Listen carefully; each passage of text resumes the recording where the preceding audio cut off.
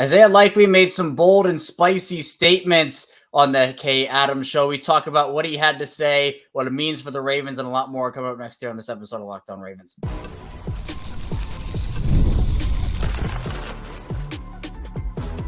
You are Locked On Ravens, your daily Baltimore Ravens podcast. Part of the Locked On Podcast Network, your team every day.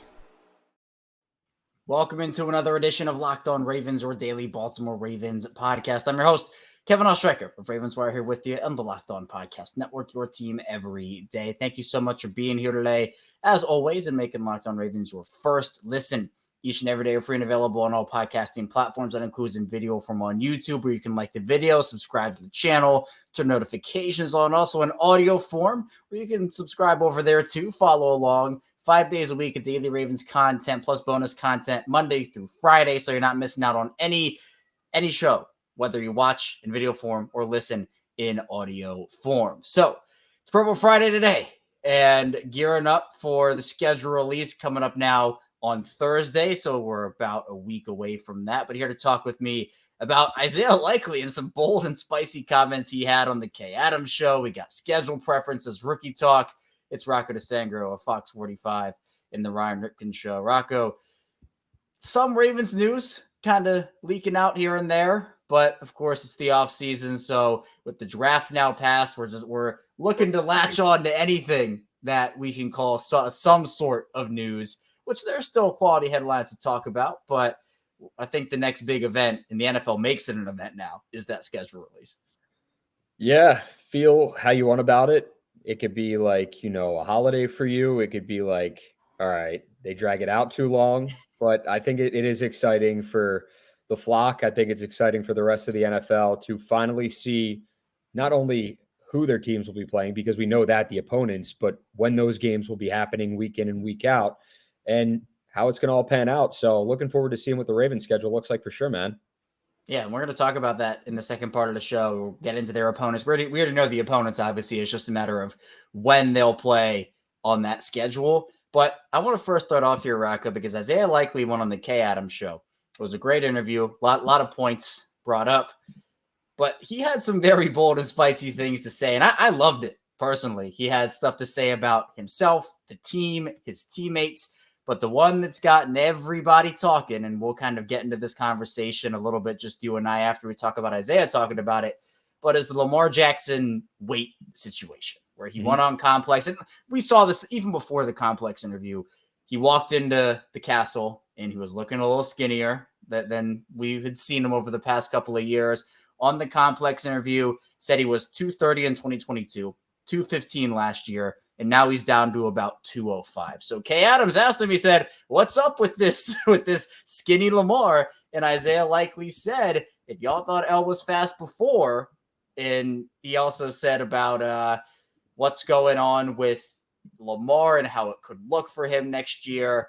A couple of other bold comments about not only just him being the unanimous MVP, but he ended up saying, I don't know if unanimous is going to be the word this year. That's all I'm going to say. So very confident, Isaiah Likely, in the dynamic ability of Lamar, what he could be without having some of that extra weight on him. But where are you, Rocco, on the whole Lamar Jackson weight conversation?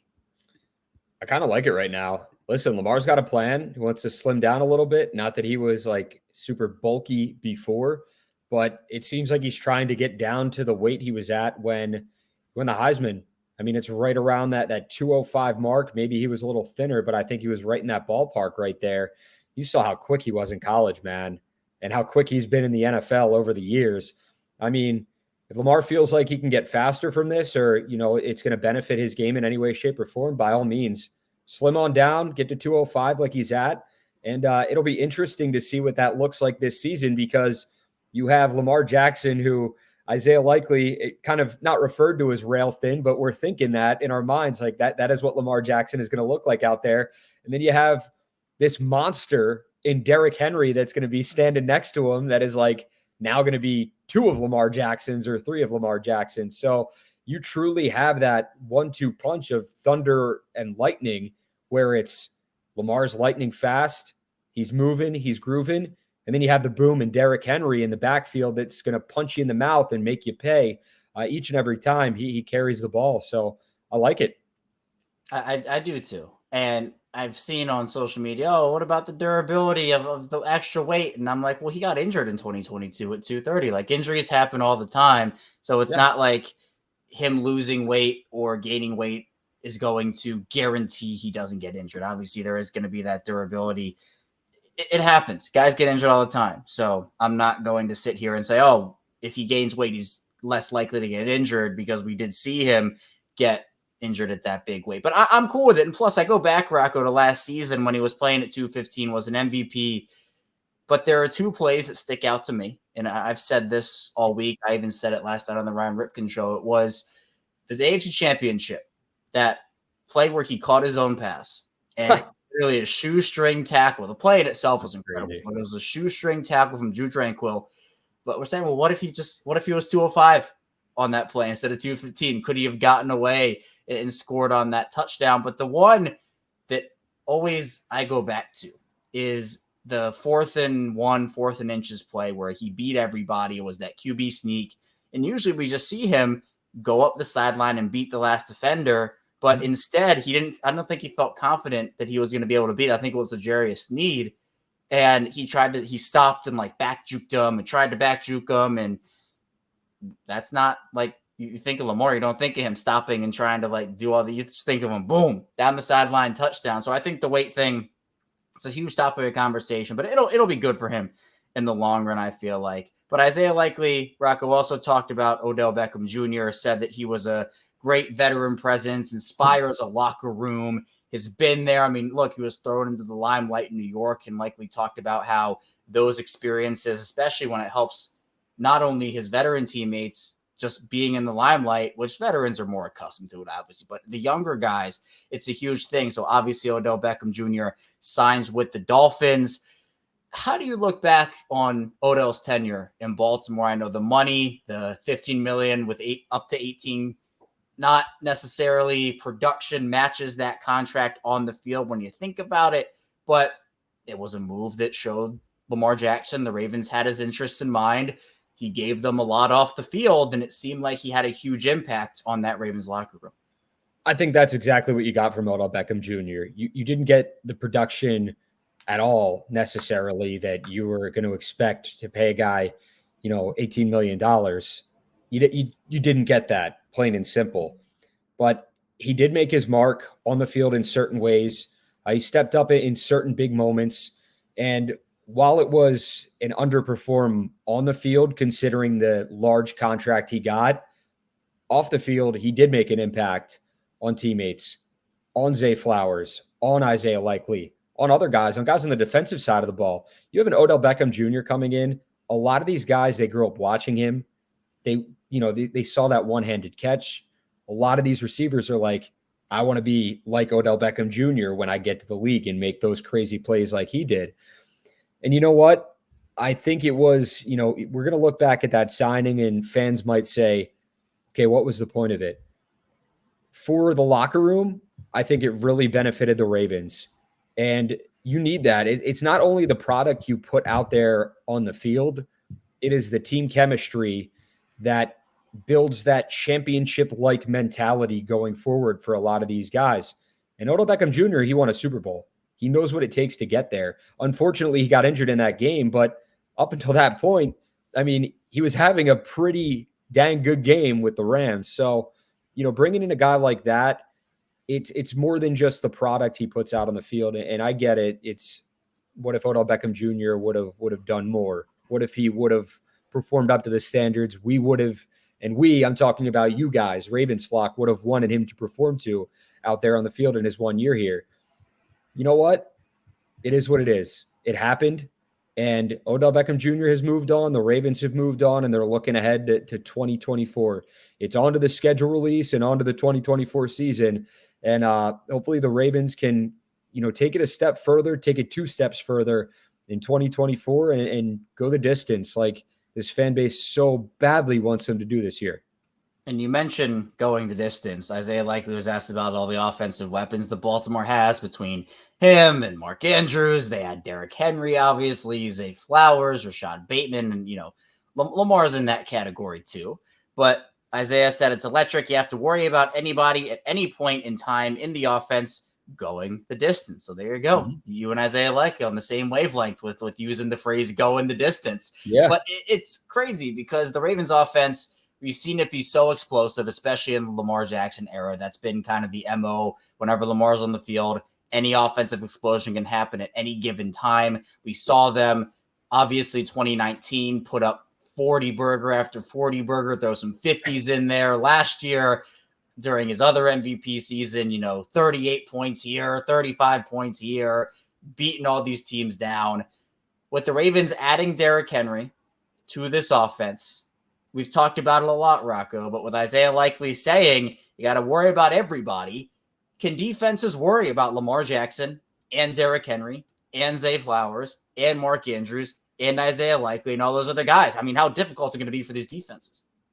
I think defensive coordinators and defenses are going to be losing sleep when they have to face the Ravens offensively. If everything works out like we expect it to, with the weapons they have out there on the field, it's like Derrick Henry is one thing. I mean, I can't even imagine being a football player and having to try to tackle that guy. Like as a cornerback, as maybe an undersized linebacker, I mean, really as anybody, because he's built like a refrigerator and he's so quick on his feet as well. And he's so agile. It's like, it's crazy. He is the full package as a running back and then some. It's like, you don't see running backs built like that, Kevin. It's unreal. He was like built in a lab. That's what everyone says. He was built in a lab. He's a physical specimen. And then, on top of that, now you have to deal with a 2-time MVP, a generational talent, and a guy that can beat you in the open field at any point in time.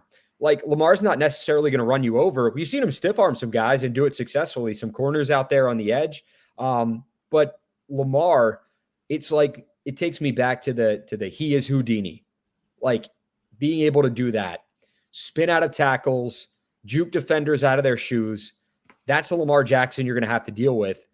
And Derrick Henry, I mean, it's a 1-2 punch, man. And I think it is one of the best 1-2 punches in the National Football League. But we're going to see if it is the best truly this season. We're really going to see that week 1 and beyond. A lot of arguments as to why it could be the best or one. I think it's obviously one, but I think when you talk about it's between Lamar and Derrick Henry and probably Jalen Hurts and Saquon is the top 2 right now. A couple others in there as well, but we're going to see how it all goes. Coming up, though, we're going to be talking about the rest of Isaiah Likely's comments, also getting into some Ravens schedule preferences. It all goes into one, so be sure to stay tuned. We got a lot to get to here on Locked On Ravens. First, the show is brought to you by eBay Motors. Passion, drive, and patience, the formula for winning championships, is also what keeps your ride or die alive. eBay Motors is everything you need to maintain your vehicle and level it up to peak performance. Superchargers, roof racks, exhaust kits, LED headlights, and more. Whether you're into speed, power, or style, eBay Motors has it covered. With over 120 million parts, your number one ride or die, you'll always find exactly what you're looking for. And with eBay Guaranteed Fit, your part is guaranteed to fit your ride every time or your money back. Because with eBay Motors, you're burning rubber, not cash. Although the price you need, the prices you want, it's easy to make your car the MVP and bring home huge wins. Keep your ride or die alive at ebaymotors.com. Eligible items, all exclusions apply. eBay Guaranteed Fit, only available to U.S. customers. And the show is brought to you by Gametime. The NBA playoffs, they are here. They are exciting, and I think it'd be awesome to attend a game. Gametime is an authorized ticket marketplace of the NBA, which makes getting playoff tickets even faster and easier. Prices on the Gametime app actually go down the closer it gets to tip-off. With killer last-minute deals, all-in prices, views from your seat, and the lowest price guarantee, Gametime takes the guesswork out of buying NBA tickets. And on the Gametime app, obviously, NBA playoffs huge to me. Look, I'm a big Denver Nuggets guy. So Nuggets Timberwolves game 3 is tonight on Friday. I'm hoping the Nuggets can pull themselves out of that 2-0 hole, not make it 3-0. Hopefully get it back to 2-1, make it a bit more manageable. But to me, the Gametime app has so many awesome features on it, such as last-minute deals. You can save up to 60% of buying last-minute tickets for sports, concerts, comedy, theater, and so much more. But also, the Gametime app experience is great. They also have flash deals, zone deals, all-in pricing, seat views, as well as price guarantee, Gametime ticket coverage, and more. Take the guesswork out of buying tickets with the Game Time. Down the Game Time app, create an account. Use code LOCKEDONNFL for $20 off your first purchase. Terms apply again. Create an account. Redeem code LOCKEDONNFL, spelled LOCKEDON for $20 off. Download Game Time today. That's meant to take as lowest price guaranteed. We're back our second segment. Locked On Ravens. Kevin Osheriker still here with Rocco DiSangro. And Rocco, let's round out Isaiah Likely's comments, which will segue perfectly into talking a little bit about the Ravens schedule, where maybe we'd like to see the Ravens play some teams, how the schedule could go. Isaiah Likely was asked about, hey, that Chiefs game could be opening night because they're going to Arrowhead at some point this season. Obviously, the defending champions play that opening game at home. So it could be a rematch of the AFC Championship game in week 1. And Isaiah Likely was asked about that.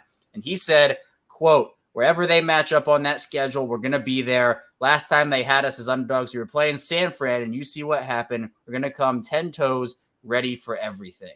So I think Likely probably embodies the mindset of every single player on that team in terms of, look, we know we have to go through that team to get to where we want to go. Mm-hmm. Obviously, the playoffs is where you have to go through them to advance, but still, it's a big test. I mean, whether it's week 1, whether it's week 18, they're going to have to go up there at some point. You can't avoid them. They're on the schedule, but it seems like this is a no fear mentality from Isaiah Likely, and a mentality, again, where it's just like, we know what has to happen. We know our obstacle to get to where we want to be, and it is that team with Patrick Mahomes and company. What an opener that would be. Honestly, if it was week 1, a rematch of the AFC Championship game, you have a multi-time MVP in Patrick Mahomes, a multi-time MVP now in Lamar Jackson, squaring off, going head-to-head. You know, this is a game that, you know, the Ravens have just been, it's been circled on everyone's calendar since the opponents came out, since the Ravens knew that they were going to play the Chiefs.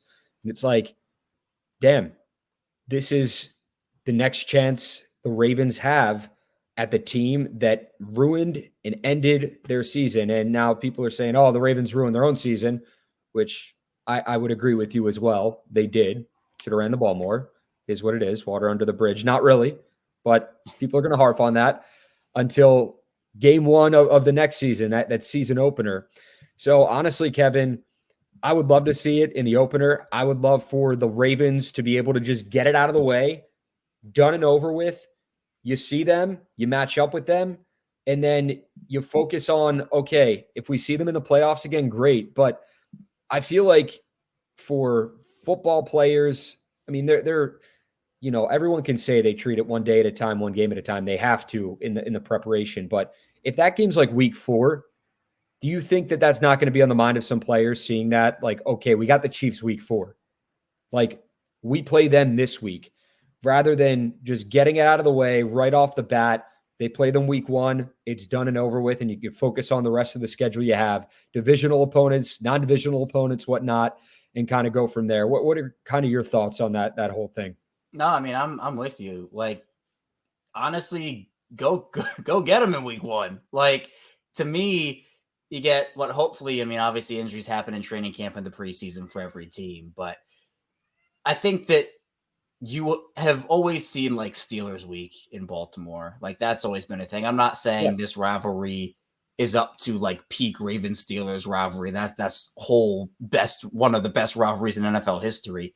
But we have now established like, oh, Lamar versus Mahomes is a thing. They've played a bunch. Mahomes, for the most part, has gotten the better of Lamar in most, not all, but most of these matchups in terms of win versus loss. So we've come accustomed to in Baltimore, it's like, okay, like Lamar versus Mahomes is real. And it's not just, oh, they've played twice in their career in 2 meaningless regular season games. Like, every single game has had some sort of meaning, if not only for the fact that it's Lamar Jackson versus Patrick Mahomes. But now you add all these other layers where we know the Chiefs are the kings of the AFC, right? No matter how good the Ravens play next year, if their record is 15-1, right? If they're a 15-1 team next year, or I guess 15-2 now, right? With the whole schedule change or whatever it is. If they win 15 games, people are still going to say, well, you got to go through Kansas City. It doesn't matter. Kansas City is the champs, back-to-back, Mahomes 3 times champion, all these guys. Go get them week 1. Healthy Ravens, hopefully. Healthy Chiefs, hopefully. it's a good barometer. And then you're obviously probably going to see him again in the playoffs. And to me, I think that it's just that's the game you circle, right? You circle some of those games on the calendar. Obviously, you circle your division rival games; those are huge. But you circle the Chiefs game and maybe a different color, and say that's who we know we have to be. That's who we know. That's the hump we know we have to get over. So that's kind of where I'm thinking about that. But I think again, talking about that, if that's an opening game, would be a primetime game. I think the NFL would be quite silly not to go out there and give the Ravens 5 primetime games this year. I think obviously the Lamar Jackson effect, how good the Ravens were last year, how suffocating that defense was. I mean, there's no way the Ravens don't get 5 primetime games here, right, Rocco? Yeah, they have to. You gotta, especially with the roster they have, and we're talking about that offense, but not only the offense, like we've talked a lot about the offense because of the addition of Derrick Henry. Okay. And obviously Lamar slimming down, and he's coming off another MVP, his second. The defense, man, you got Roquan Smith. That's another year of Roquan. You have Kyle Hamilton, who is only going to continue to get better, just like Roquan. Justin Matabike, you just signed to a long-term extension. I mean, other guys out there. You got your first-round pick in Nate Wiggins at corner. And you know what? They have weapons on both sides of the ball, man. This was the best defense in the National Football League in 2024. And I know Mike McDonald's gone, and he's a head coach now, but they still have the play. The players have to make plays and execute. I get we're talking, schemes and this and that, and him putting them in the right positions to succeed. But the guy's got to go out there and make plays. And I feel like Zach Orr, you're going to see him do much of the same thing that Mike McDonald did, is put, Kyle Hamilton, different packages in different spots on the field, line him up at the line of scrimmage, blitz him off like that. That was like, all I could think of is that, the game he had 3 sacks. You're just putting him in different spots where he can be the best version of himself. He's such a unicorn. So it's exciting, man. They have such an exciting team, an exciting roster, great players all around. So I think absolutely. I would agree with the amount of primetime games they could get this season. I think it's going to be a lot. Should be. Again, 5 would be the max. Obviously, I think you can flex in and out a little bit as the season goes on for maybe 6. But I think initially I would be pretty shocked if Baltimore, 4 would be the absolute minimum I could see the Ravens getting. Like 4, still, I think it'd be a mistake if you give them 5. But that's like, if it's 3 again, I think they had 3 last year. That would just be crazy, especially with how they play. You could understand them not getting 5 or 4 last year because Lamar was injured again and the team was kind of like faltering in and out. But the year they had, they're probably going to get 5. Now, in terms of who those games could be, Rocco, I'm going to read off the opponents. For the home opponents, you obviously got Pittsburgh, Cleveland, and Cincinnati. Then you got the Raiders, the Broncos, the Bills, the Commanders, and the Eagles. Away, again, Pittsburgh, Cleveland, Cincinnati. You got Kansas City, Los Angeles Chargers, the Cowboys, Texans, Giants, and Buccaneers. A lot of potential heavyweight battles on that list right there. Yeah, I'm thinking. If you were to do 5, I think you give at least one of the Pittsburgh games, one of the Cincinnati games probably. Kansas City, I think, probably should be primetime. And then you maybe look to the other 2. And I kind of talked about this on yesterday's show a little bit of or I think it was 2 days ago, maybe, or yesterday. The days are mixed up for me. But where could those other 2 be? Maybe Houston in the divisional round rematch with CJ Stroud and Lamar. That could be one. Buffalo, Josh Allen versus Lamar Jackson is always crazy. Philly with Jalen Hurts versus Lamar. That could be one. Chargers and Ravens always seem to have primetime games, and obviously there's the Harbaugh bowl again there, so that could be one. So what are we at now? 7? I think Dallas is a sneaky option, maybe. So I don't know, man. Where are you going with your primetime games? You gotta put a Steelers-Ravens game in primetime, right? But it's like the Steelers have Russell Wilson at quarterback and maybe potentially Justin Fields. And like, while that is one of the greatest rivalries in football, and I believe in all of sports, I'm not sure with the other games that the Ravens could potentially get if that is going to get a primetime game, depending on how the Steelers do this season, or depending if the NFL is like, okay, like they're going to be pretty good. You have the storylines. You have Patrick Queen facing the Ravens for the first time, but is that going to be enough to get them a primetime game on top of the rivalry? I think based off the rivalry alone, I think a lot of people would just like tune in to enjoy it. But like you talk about the other teams right now on the list, and it's like the Eagles and Ravens, you have Jalen Hurts and Saquon against Derrick Henry and Lamar and two very talented defenses. Okay. I like that one. I think the Harbaugh between the Chargers and Ravens, everybody eats that story up. And it's the first time those two are facing off in a long time. Is it the first time since the Super Bowl that they'd face off? Yes, I believe Did so. they Yeah. did they square off in a preseason game the next? I mean, which I don't count, but Maybe maybe preseason a couple years. I know in the comments, everyone like because I don't have it up right now in front of me. I'm just going off the top of my head. So if we're wrong, just like let us know and we'll feel like complete idiots. But that's anytime those two square off, it's you got to put that in prime time. I feel like for that reason, and on top of that, we're not just talking about John Harbaugh against Jim Harbaugh. We are talking about Greg Roman against his former team. Joe Ortiz is the GM now of the Chargers. You're talking about J.K. Dobbins and Gus Edwards and basically everybody the Ravens have ever had. They're currently on the Chargers right now, it seems like. So big reunions all around. I think putting that game in prime time would be decent. The Ravens going up against a healthy Joe Burrow and the Bengals. There's a lot of hatred between these two fan bases. Some respectful, some not so respectful. You see the back and forth on social media, the fireworks there. But what are we at right now? So I think you go Chiefs, has to be. Eagles, I think should be. Bengals, I think would have to be. Then you go Chargers, I think has to be. And then who do you got for that last one? I really don't know. I think the Steelers would be an easy pick, Kev, but it's like there's other teams out there that you can throw in. And,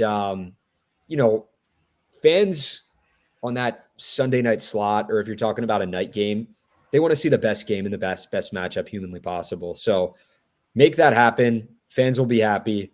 Ravens fans don't care regardless. They're getting to see their team play. They just want to see their team beat up on someone. So give us something good, though, when that schedule comes out for those 5 potential primetime games for the Ravens. Yeah, so I just looked it up. It was they actually met up again, Harbaugh's, in 2015, and John won that one in overtime. So John is 3-0 against Jim.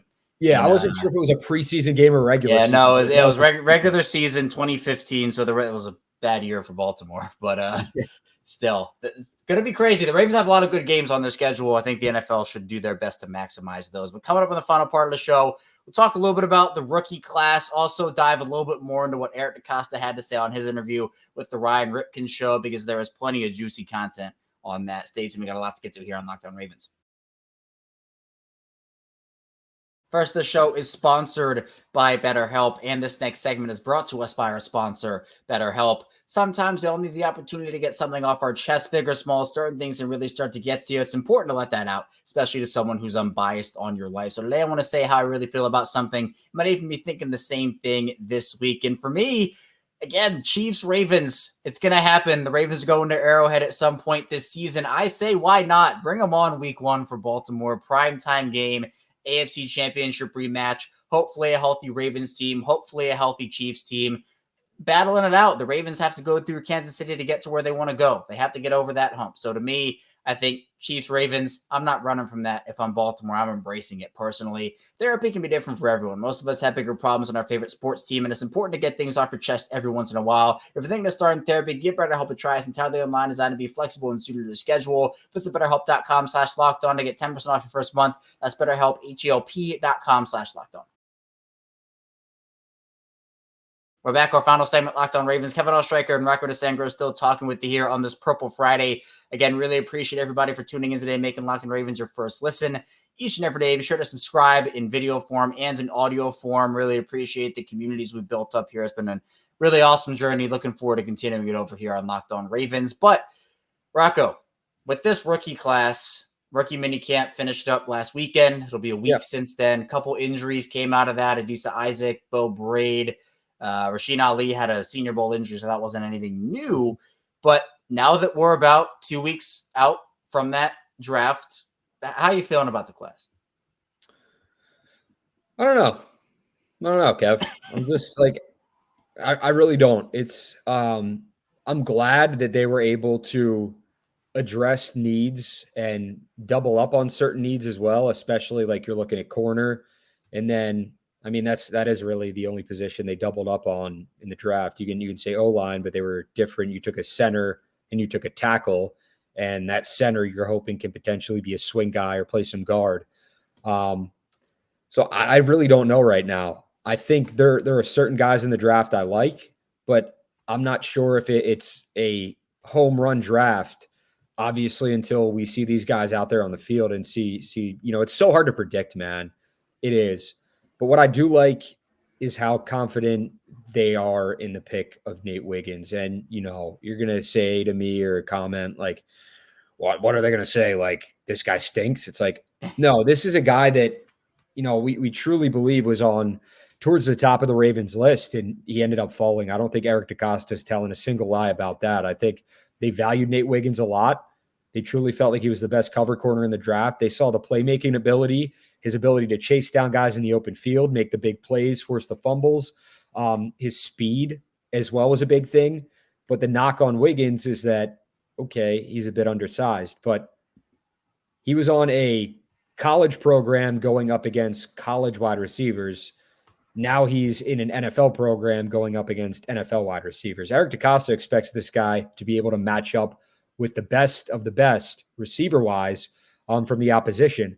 So I'm sure Nate Wiggins is going to put on some weight. And if he doesn't, if they're confident in where he's at right now, by all means, put him out there on the field. But I think you're going to see that with Nate Wiggins. I don't think it's going to be a case of bulking up too much, but to be able to go up against some of these top receivers on the other team, I think you're going to see much of that. What I did like when Eric DeCosta, he did his film session recently where he was breaking down all the rookie picks, and he talked about the flexibility that the Ravens have, especially at the nickel. He's like, he can play nickel, he can play nickel, he can play nickel. TJ Tampa can play big nickel. So they have a lot of flexibility at the position, and that's much of what he talked about. Not only a corner, but then you talk about Kyle Hamilton, who could play anywhere on the field.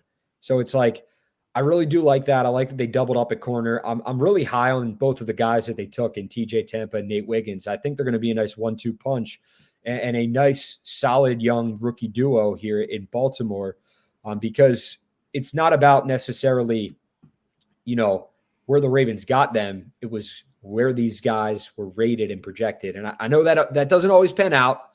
And we can look down the line and say, Eric DeCosta even said this. It's like, we hope all these guys pan out.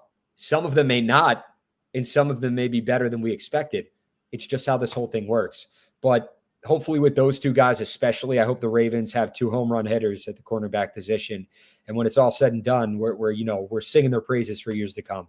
Yeah, and look, the draft is a guessing game, right? No matter how you put it, you can put in all this work and scout analytics, all this type of stuff, but you just got to hope that these guys can make the transition over. And that's not to say that teams don't do great jobs of finding fits and figuring out traits that can stick, right? Obviously, it's not just you're throwing a dart at a board, but in a way it kind of is. Like it's both in a sense, where you do all the research, you pick the guys who are best for your team, you feel like in that moment, but no team is hit on 100%. No team is hit on 75% of the draft. There are always guys who pan out for you, and there are always guys who don't. And with that, the draft picks can be a little bit of a dart throw, but sometimes there are veterans that become available, Rocco, that they're sure things. They've already adapted. And Eric DeCosta on the Ryan Ripken show. Obviously, both Rocco and I are a part of the Ryan Ripken show, so of course we're going to talk about it a little bit here.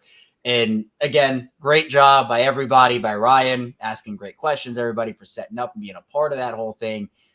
But one of the things that stuck out to me was Eric DeCosta, Ryan asked about Roquan Smith and that whole, how do you determine and how he was such a fit for you guys and everything. And DeCosta said, well, look, you don't go and you don't trade draft picks away at the trade deadline every single year. It's obviously a strategic thing. But if you see a guy who can come into your team and be an impact leader, both on and off the field, you have to try to make a move to get that guy. And for Roquan, it's been such a seamless fit. So the strategy, Eric DeCosta told a bunch of draft stories about 2008 with Joe Flacco and Ray Rice, 2011 with Jimmy Smith.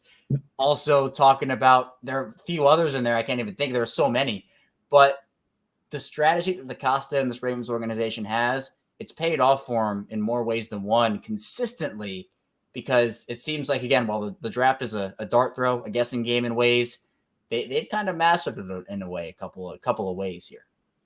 Yeah, I like to look at it as like the trickle down effect from Ozzie Newsome to Eric DeCosta.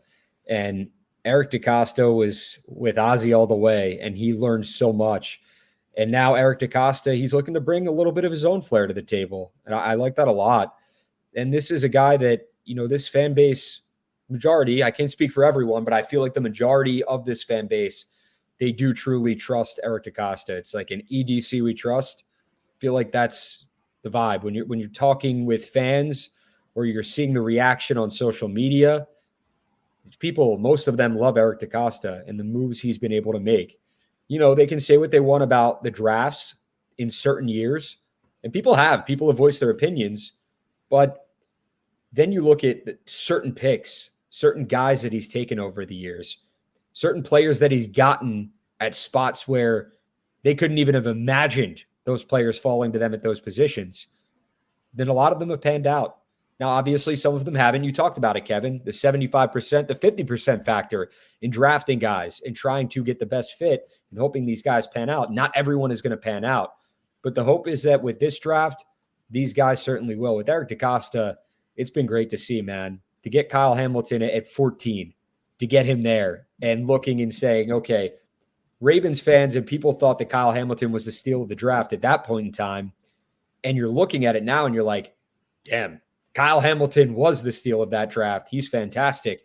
He's a freaking all-pro, man. He's unbelievable the way he's playing. And then you look at, okay, you're talking about drafts and picks and valuing that. Roquan Smith. What a bargain that was, man. For a second rounder. What was it, a second rounder and then A.J. Klein? Yeah, second or fifth and A.J. Klein, yep. Yeah. So it's like they got that guy for a steal. And it was, I know that Eric, that one, the year after, Eric DeCosta's like, damn, I want that second round pick so bad. I want it so badly. Like, I'm surprised he didn't try to trade for a second round pick. But in his head, he talked about that. He's like, our second round pick this year was Roquan Smith. It's not a bad second round pick to have when you're talking about a quote unquote consolation prize for not having a second round pick. You have an unbelievable linebacker who is one of the faces, if not the face of your defense, who people are just, they love this guy. And he embraces the Ravens culture. He plays like a Raven. He plays football the right way, and he plays mean. And I think people love that a lot. So that's Eric DeCosta for you, man. To be able to do that, to be able to pull the trigger on certain trades and certain draft picks and be patient and let guys fall to them. Because, the Ed Reed story was great when he talked about that. And they were set on taking who? A linebacker? Was it Napoleon Harris? Napoleon Harris. Yeah. And then, it stinks. We ended up with Ed Reed. It's like, wow, what Ed Reed turned out to be, man. They couldn't have imagined that at that point in time, but look at who they got. Patience pays off sometimes, and hopefully that's the case in this draft as well. Yeah, and again, you got to be strategic with everything, not only just with picking your guys, but when it comes to how you spend that draft capital when it comes to moving it. You got to move for the right guy. They've traded a fifth in Kenny Young for Marcus Peters. They traded a fifth for Calais Campbell. Those are great moves. They also traded a third for Yannick Ngakoue. That didn't work out. There are always hits. There are always misses. Yeah. And the Ravens, I think, again, they've been one of the more consistent organizations, but that doesn't mean they don't have bad moves. Doesn't mean also they never have any good ones, right? It's always a balance of both of them. So that's what I really like, because it's such a guessing game, but there's so much more that goes into it than just, there's a 50-50 shot this guy works out. You can kind of skew the numbers a little bit based off of what your team is and what types of players you like there. So that's the interesting part to me as well. Rocco, I appreciate you. Thanks so much for hopping on with me here. As always, tell people what you got going on, where they can find you, and what you're working on. Find me on Twitter at Rocco DiSangro, Instagram at @DiSangro. Post a lot of my content there. The Ryan Ripken Show with Kevin and a bunch of the other guys. And then Ryan Ripken and myself, we do an Orioles podcast called Rip and Rock for Sports Unlimited, Fox 45. And then you can find me on Fox 45. I don't even know what days I work anymore, man. Wednesdays through Sundays. I'm off Mondays and Tuesdays. So tune in whenever. Really appreciate it. Strike up a conversation. If you agree or disagree, always open to conversations about the Ravens, about the O's, honestly, about anything. I respect people's opinions. We're not going to have the same opinions. You might disagree with me. But if you come to me and you're like, hey, thought that was dumb. What was your thinking there? Give me a chance to explain myself sometimes, all right? So I enjoy the conversation, really enjoy both fan bases. I mean, Ravens flock, Birdland. It's fun, man. It's fun. And hopefully the Ravens can bring you guys a Super Bowl this year. I'm hoping that's the case. Yeah, 100%. Rocco's social media has been bumping lately, so be sure to give him a follow over on Twitter, over on Instagram, and of course, all the links to Rocco's work in the description below. I'll also put the link to the Eric DeCosta interview in the description, just in case people want to go check that out. I highly recommend it.